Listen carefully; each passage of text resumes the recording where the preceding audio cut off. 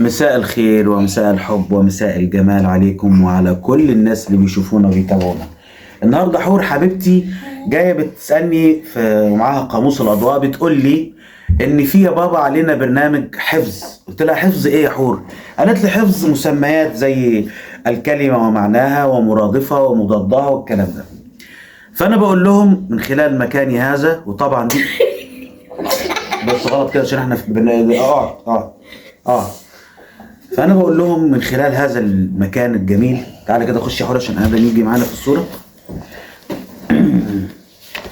ان الحفظ، ان الفهم احسن وافضل من الحفظ. بمعنى استنى عشان انا بقول لك دلوقتي انا برنامج تمام، ان الحفظ تمام ايسر من الفهم، احسن من الحفظ. بمعنى ايه؟ لما الواحد يفهم المعلومه هترسخ في مخيلته ومش هينساها ابدا، ولكن الحفظ ممكن تحفظ وايه اللي يحصل؟ ايه اللي يحصل بعد ان تحفظه؟ هتنسوا، صح؟ يبقى ايه اللي احسن ما نملكه، الفهم ولا الحفظ؟ الفهم، يعني ان احنا نفهم الكلمه. بمعنى دلوقتي انت عندك عشان ايه؟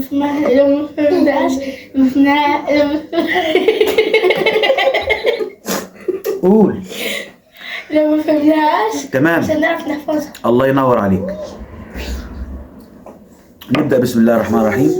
قاموس الأضواء، الكلمة ومعناها. المنافع هي إيه؟ إيه هي المنافع؟ الفوائد. الفوائد. طب معناها إيه كلمة المنافع دي؟ أنتوا دلوقتي إحنا خلينا نوصل عند المستوى ده. يعني إيه كلمة منافع؟ يعني إيه هي المنفعة؟ المنفعة الفائدة اللي هي إيه؟ بندي منافع، يعني بندي فوائد أو بناخد فوائد. حاجة مقابل احنا موقف عملناه. تمام؟ طب يبقى إذن المنافع معناها الفوائد.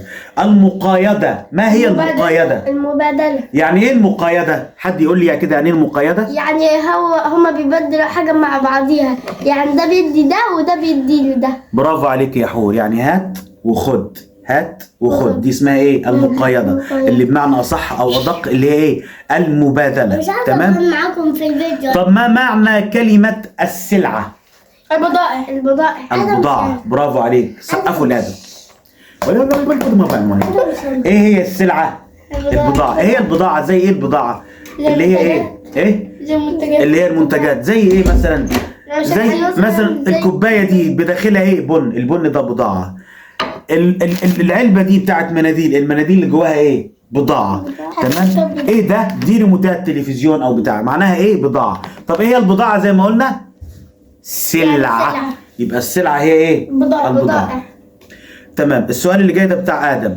ما معنى كلمة مارسها؟ أتقنها؟ لا استنى، مارسها. احنا ما خدناهاش دي. لا خدتيها. حور تمارس لعب الكرة في الشارع. تلعب. الممارسة هي زي ما انت قلت ايه؟ قلت ايه؟ قلت ايه؟ قلت ايه؟ ايه؟ أتقنها. لا، زاولها، يزاول. حور تزاول لعب الكرة في الشارع، يعني تمارس لعب الكرة في الشارع، يبقى الممارسة هي المزاولة. اوكي؟ طيب ما معنى كلمة آنذاك؟ في ذلك الوقت. الله أكبر عليك، برافو عليك، بسم الله ما شاء الله، سقفوا سقفوا. آنذاك يعني في ذلك الوقت، ندخلها في جملة.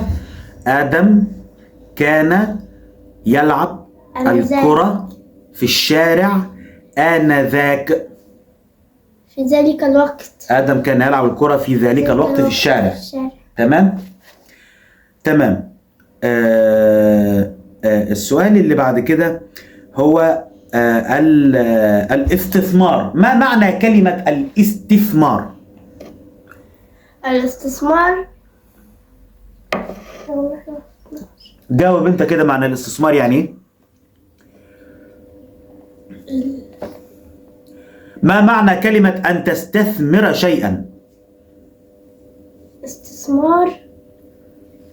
ايه هو الاستثمار؟ يعني ايه تستثمر؟ استثمر. ماشي. الاستثمار هو استخدام الأموال في الإنتاج. الاستثمار هو ايه؟ استخدام الأموال في الإنتاج. يعني ايه؟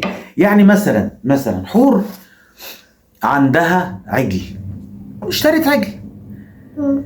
فربت العجل ده وبعدين باعته، والفلوس بتاعت العجل ده اللي خدتها جابت بيها ايه؟ عجل تاني. يبقى ده هنا اسمه ايه؟ استثمار. استثمار اموال في الانتاج، استخدام اموال في الانتاج. طب العجل التاني اللي جابته حور قعد معاها فتره من الزمن، باعت العجلين وجابت 4 عجول. يبقى كده حور بتعمل ايه؟ بتستثمر اموالها، تستخدم اموالها في الانتاج. حور بقى عندها مزرعه من العجول، المزرعه دي بتضر البان وجلود واكل وشرب وحاجات كتير بتديها. يبقى اذا حور بتستثمر. يعني ايه تستخدم الاموال في الانتاج؟ حلو؟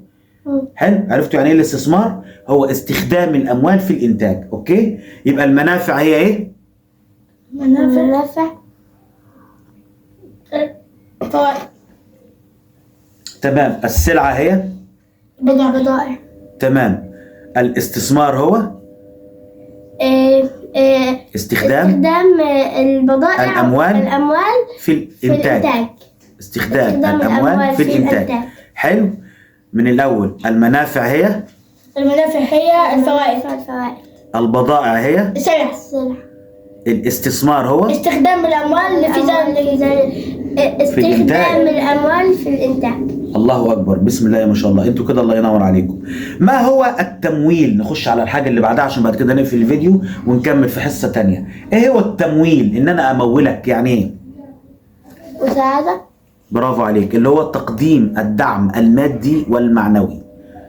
التمويل ان انا امول حور بمشروع، هو ان اقدم لها تمويل، تمام، دعم مادي ومعنوي. حلو. يبقى من الاول المقايضه هي ايه؟ المقايضة الفوائد. المبادله. ايوه صح، المبادلة. حلو. المقايضه هات خد هات خد. المقايضه هي المبادله. المنافع هي الفوائد. السلعه هي البضائع. الاستثمار هو استخدام الأموال في البضائع. في الانتاج. في الإنتاج. استخدام الاموال في الانتاج. استخدام الأموال في تاني الإنتاج. الاستثمار هو استخدام الأموال في الإنتاج. حلو. يبقى لما نيجي نقول آدم كان معه فوائد نتيجة من السلع المباعة، تمام، في الاستثمار في ذلك الوقت. يبقى آدم كان معاه سلعة، السلعة دي خدها نتيجة مقايضة أو مبادلة، آنذاك نتيجة للاستثمار. حلو. عرفنا معنى الكلام ايه؟ يلا حبايبي ان شاء الله الحصة الجاية نكمل لكم باقي الدروس. وحيوا الجمهور وقولوا له ان شاء الله في حصة تانية ان شاء الله مع بابا ميدو يحكي لنا فيها عن كل حاجة ويعلمنا. ان طبعا اصل مفيش دروس دلوقتي في المدارس، دلوقتي المدرسات في المدارس مفيش حد فيهم بيدي تعليم ولا بيذاكر ولا بيعمل، فاحنا لازم نعمل ايه؟ الاب والام في البيت يكونوا مرآة لاولادهم وبناتهم. صح؟ حيوا الجمهور. يلا يلا باي باي حبايبي، يلا عشان اكمل قهوتي وان شاء الله في حصة جاية باذن الله. يلا حبايبي. سلام.